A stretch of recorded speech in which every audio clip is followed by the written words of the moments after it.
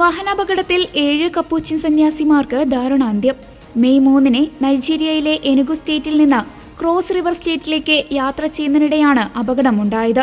13 സന്യാസിമാർ സഞ്ചരിച്ച വാഹനമാണ് അപകടത്തിൽപ്പെട്ടത്. 6 പേർ ഗുരുതര പരിക്കുകളോടെ ഇപ്പോഴും ചികിത്സയിലാണ്. പരിക്കേറ്റവരെ വിദഗ്ധ ചികിത്സാർത്ഥം എനുഗുവിലേക്ക് തിരികെ കൊണ്ടുവന്നിട്ടുണ്ട്. ഓർഡർ ഓഫ് ദി ഓർഡർ കസ്റ്റോസായ ബ്രദർ ജോൺ കെന്നഡി മെയ് 4 എനുഗുവിലെ കപ്പൂച്ചിൻ ഫ്രിയാർസ് കോൺവെന്റിൽ നിന്ന് പുറത്തിറക്കിയ ഔദ്യോഗിക പ്രസ്താവനയിൽ ഈ വാർത്ത സ്ഥിരീകരിച്ചു. പ്രസ്താവന പ്രകാരം 13 സന്യാസിമാർ റിഡ്ജ്വേ കമ്മ്യൂണിറ്റിയിൽ നിന്ന് ഒബുഡുവിലേക്ക് പോയി.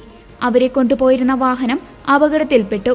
വാഹനാപകടത്തിൽ 7 പേർ മരിക്കുകയും അതിജീവിച്ച 6 സന്യാസിമാർക്ക് ഗുരുതരമായ പരിക്കുകൾ സംഭവിക്കുകയും ചെയ്തു.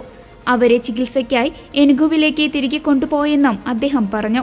Brother Somadina, brother Chinedu, brother Marcel, brother Gerald, brother Kingsley, brother Wilfred, brother Chukwudi എന്നിവരാണ് മരണപ്പെട്ടത്.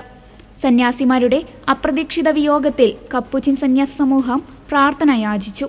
ഇവരുടെ ആത്മാക്കളെ ദൈവത്തിന്റെ സ്നേഹത്തിൽ സമർപ്പിക്കുകയാണെന്നും മൃതസംസ്കാരത്തിന്റെ വിശദാംശങ്ങൾ പിന്നീട് അറിയിക്കുമെന്നും ജോൺ കെന്നഡി പ്രസ്താവനയിൽ അറിയിച്ചു.